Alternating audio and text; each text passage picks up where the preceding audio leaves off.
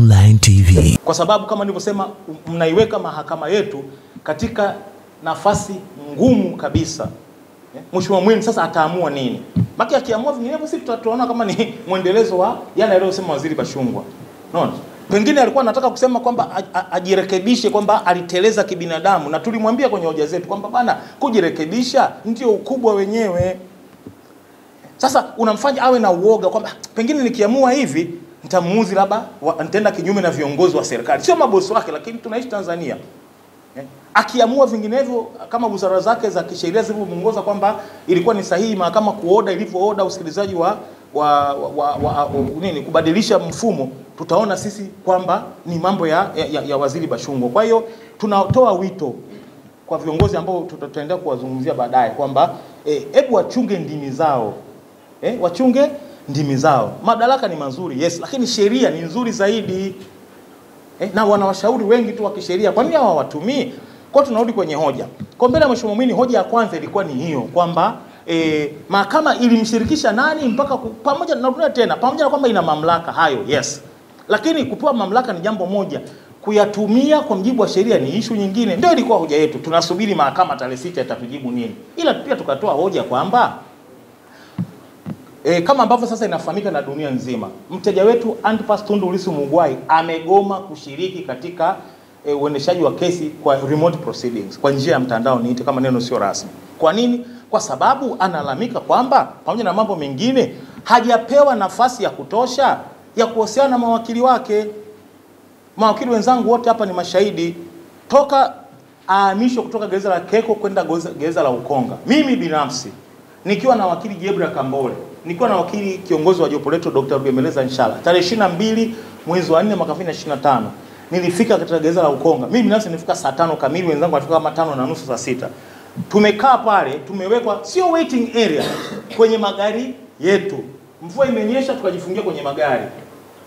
Baada ya masaa kama 2-3 wakanifuata. Kibatala mafandi kama 3. Kibatala ndo nani? Ndo mimi. Kuna jambo la kwenda kukwambia. Kufika kule ndo naambiwa kwamba sasa ninakwenda kuonana na Tundu Lissu. Kwa hata nafasi ya kuambia wenzangu kwamba jamani, mimi peke yangu ndo nimepewa nafasi, sikuwa nayo. Nikafika kule kwenda kuongea na Tundu Lissu. Huko ndani akaletwa, amesindikizwa na askari magereza. Mimi yani tuko sehemu kama hii, yani kama hapa kuna kameza kama hivi, na huko kuna kama kimeza, and then kuna nafasi kama hivi, hapa juu kuna partition ya kioo, kuna simu kwa namna hiyo. Kwa hiyo hata kusalimiana mimi na Lissu tumesalimiana, ameweka mkono wake kwenye kioo huku na mimi nimeweka hivi, yani ile kwamba ku show love na thank you for coming. You can feel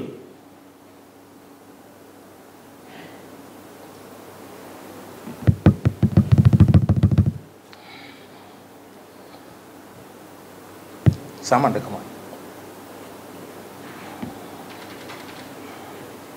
unaweza ukahisi ni namna gani kama mwanadamu. Yes, wewe ni wakili, ni professional, right? Lakini yani unaonana na mteja wako Tundu Lissu,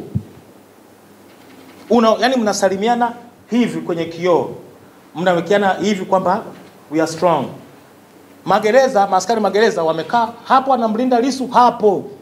Kwenye mpira inaitwa kuna ni unaye man to man. Mimi niko huku na askari magereza. Yani kama njia mbadala sasa. Maana lazima tuwe creative. Maisha ni maisha. Mazingira tulionayo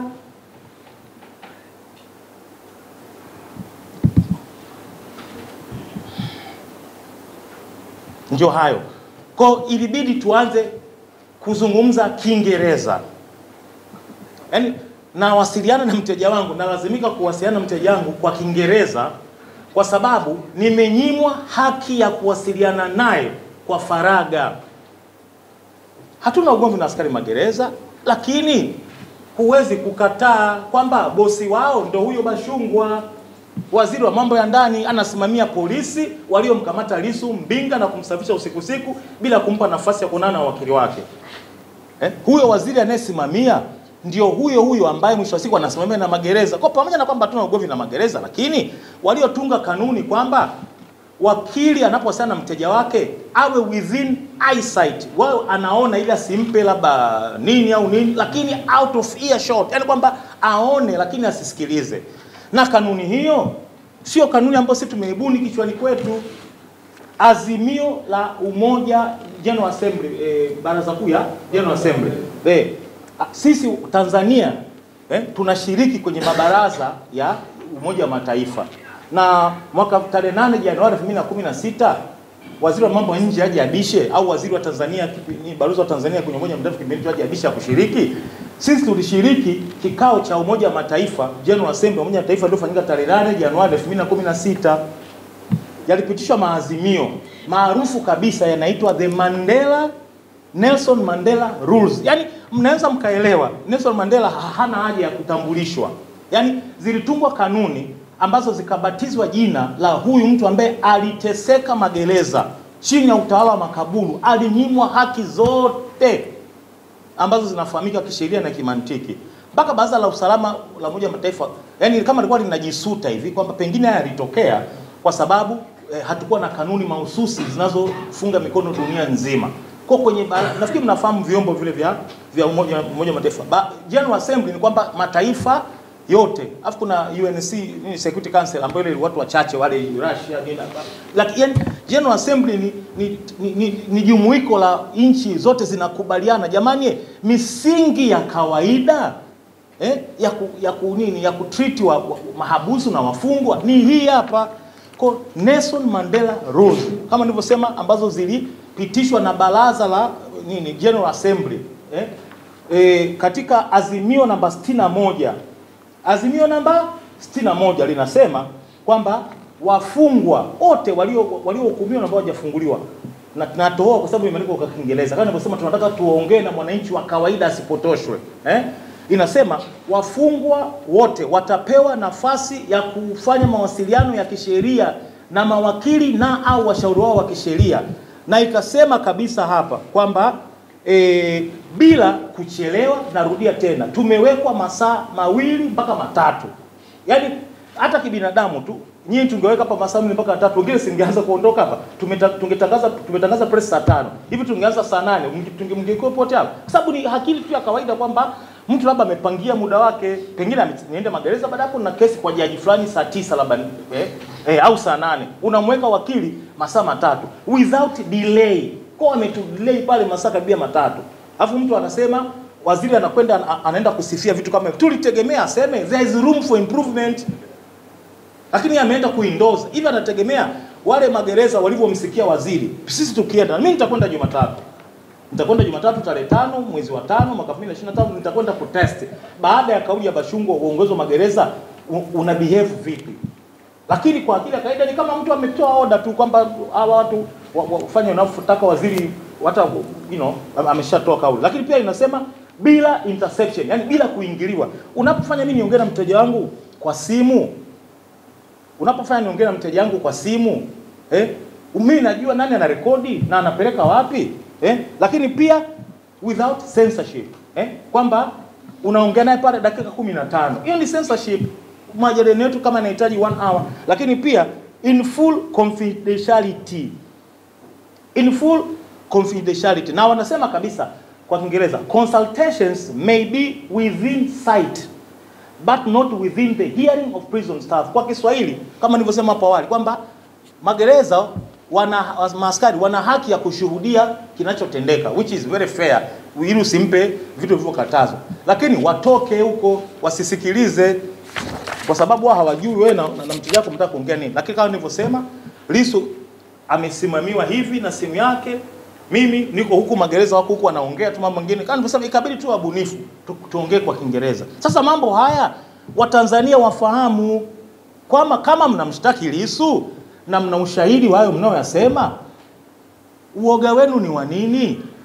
Mpeni full access, aongee na mawakili wake, aje kufanya kesi mahakamani. Sasa Lissu amegoma kushiriki tarehe 24 pamoja na mambo mengine kwa sababu kama hizo. Tarehe 22 mimi nilinyimwa access, na hii ni hoja, sio kama nawasimulia, nasema ilikuwa ndio hoja yetu mahakamani ambayo inakwenda kutolewa uamuzi tarehe 6. Lakini tayari watu wameshaanza kuzungumzia kwamba everything was proper, kwa sababu kesi inasikilizwa remote. Fair enough. Hivi kwa sababu kesi inasikilizwa kwa njia ya mtandao ndio wakili anyimwe nafasi ya kuongea na mteja wake? Sasa hata kwenye njia ya mtandao atashiriki vipi?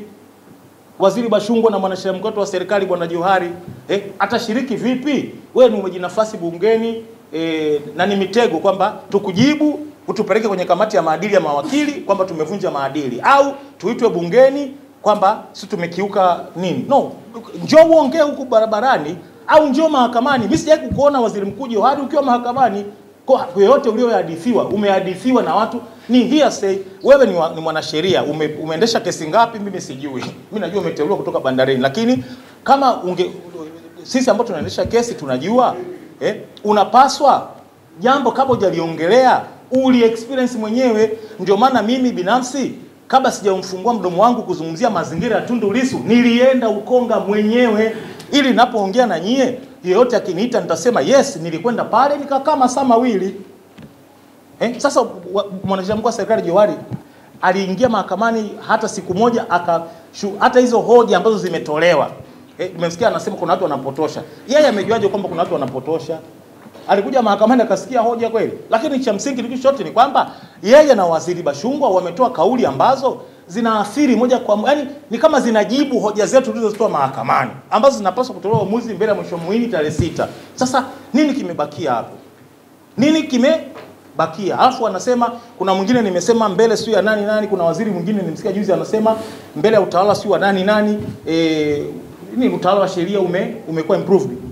Huu ndio utawala wa sheria umekuwa improved? Wakili anawekwa Ukonga masaa mawili, anakwenda kuongea na mteja wake kwenye kioo, wanasalimiana hivi kweli? Ndio hiyo improvement ambayo wanaizungumzia mbele ya utawala sio wa mtu gani, kwamba vitu vimekuwa improved. Tukatoa hoja nyingine mbele ya Mheshimiwa Mwini ambayo inakuja kuamuliwa pia tarehe 6 kwamba wote tunafahamu misa kubwa kabisa kwenye kalenda ya Kikristo, Ijumaa Kuu, Jumapili ya Pasaka na Jumatatu ya Pasaka, vimemkuta Tundu Lissu akiwa gereza la Ukonga. Mimi narudia tena, nimeongea naye ana kwa ana. Ameniarifu na sina sababu yote ya kutomwamini kwamba alinyimwa ruhusa ya kwenda kushiriki misa ya Ijumaa Kuu. Wenzake wamekwenda, yeye amekataliwa. Hebu imagine. Halafu waziri na mwanasheria mkuu wa serikali wanakwenda kuongea namna walivyoongea. Mteja wetu amenyimwa haki ya kushiriki ibada ya Ijumaa Kuu. Yaani mnaweza mkaenda hata na mabunduki yenu mkasema kanisa lile pale ingia, wewe mshtakiwa uhaini ni hatari, tunakushia bunduki, sali ukimaliza twende. Yaani hata hiyo amenyimwa. Tulitoa hoja mbele ya Mheshimiwa Mwini, inaamuliwa tarehe 6, lakini watu barabarani wanaongea. Jumapili ya Pasaka ametumwa baba paroko wa jimbo wa parokia ya Ukonga, anaitwa nani samani? Anaitwa Joseph Muyunge, ni paroko wa parokia ya Ukonga. Amekwenda gereza la Ukonga kwa ajili ya kwenda kumpa huduma Tundu Lissu, bila shaka kwa kufahamu hii ni siku ya muhimu sana ya Tundu Lissu kibinafsi. Sio tu kwamba kama sehemu ya waumini wa Kikristo, lakini ana mambo yake ya kibinafsi ambayo ni personal milestone, personal religious milestone, ni mambo ya kihistoria ya uhusiano wake yeye na Mungu. Pasaka, yani alikuwa anahitaji kipekee kabisa kwenda kushiriki siku hiyo, amenyimwa. Imagine mtu anakunyima ruhusa ya kwenda kushiriki misa ya Pasaka. Mwanasheria mkuu wa serikali Johari, Waziri Bashungwa na watu wengine tunawasikia mnaongea barabarani. Hivi kweli ndio hivi haya mambo ndio mnayoyasifia haya na mnasema watu wanapotosha? Ndio haya mambo mnaowasifia na kuya justify kumnyima Tundu Lissu nafasi ya kwenda kuhubiri misa ya kushiriki misa ya Pasaka? Paroko ameacha kazi zake, amekwenda kutaka kumsalisha, kaambiwa anybody else be free, ila huyu masharti maalum. Ikapita Jumapili, Jumatatu ya Pasaka akaomba Ukonga, kuna chapel pale, kuna kanisa, kwamba naomba kwenda kushiriki Jumatatu ya Pasaka, wamemnyima. Haya ndio malalamiko ambayo yamepelekea Tundu Lissu akatae kushiriki njia mtandao. Sio kwamba anaogopa kesi. Tumeendesha kesi nyingi za Tundu Lissu, tumeendesha kesi mpaka saa 4 usiku, wote mnafahamu. Lakini hebu imagine huyu mtu kama unamshtaki na wewe una ushahidi, kwa nini unamtreat namna hiyo? Hoja tumetoa sisi mbele ya Mheshimiwa Mwini, hoja hizo zinakuja kutolewa uamuzi tarehe 6, lakini watu barabarani kama nilivyosema wanaongea mambo walioongea. Kama sio kuipa pressure mahakama ni nini? kama sio kutufanyia ujeuri sisi kwamba nyinyi hoja zenu hazina maana yoyote au pengine hazitaamuliwa in your favor. Ni nini? Yaani tutafsiri nini? Lakini cha msingi ni kwamba hiyo ni hoja ambayo tumeitoa. Tukaomba aitwe RPO, Regional Prison Officer, mkuu wa magereza wa mkoa wa Dar es Salaam, aje ajibu kwa nini mawakili wananyimwa access na kwa nini mteja wetu ananyimwa haki mpaka kushiriki ibada. Na tukaomba kiongozi wa gereza la Ukonga aje atufafanulie mbele ya mahakama, kwa sababu ni mahakama iliyo sign order ya kumpeleka Tundu Lissu gerezani. Hoja yetu ni kwamba kwa kuwa mahakama ndio imempeleka kule, mahakama inafuatilia maslahi yake ya kisheria na ya kibinadamu. Sasa badala kutusikiza sisi, tunaweza tukawa ni waongo, waje watu waseme kwamba tumemnyima haki ya kwenda kanisani kwa sababu moja, au hawa waongo kanisani hata kesho anaweza kwenda, au mawakili hatujaweka masaa 3, Kibatala muongo, mbona amefika ndani ya dakika 5 ameingia tu. Waje waseme tumeomba hilo ombi litaamuliwa tarehe 6 mwezi wa 5. Tayari barabarani watu wanaongea, kwa sababu hoja ni ile ile kwamba kwa nini mnaendesha kesi kwa njia ya mtandao badala ya kumleta huyu mtu mahakamani kama ilivyofanyika katika makesi mengi. Tumeendesha makesi ya watu wengi tu, Freeman Mbowe, Askofu Gwajima, watu wanajaa pale waumini mahakama yote ya Kisutu, lakini wako very orderly. Mahakama kuu kule tumeendesha makesi kibao. Hata kesi ya uhaini ya kina Zakaria Hans Pope na wenzake hivi iliendeshwa kwa njia ya mtandao. Au hata kama kipindi hicho teknolojia ilikuwa haijaendelea, watu walizuiwa kuingia mahakamani kwa kisingizio kwamba wata disrupt court proceedings. KM Online TV.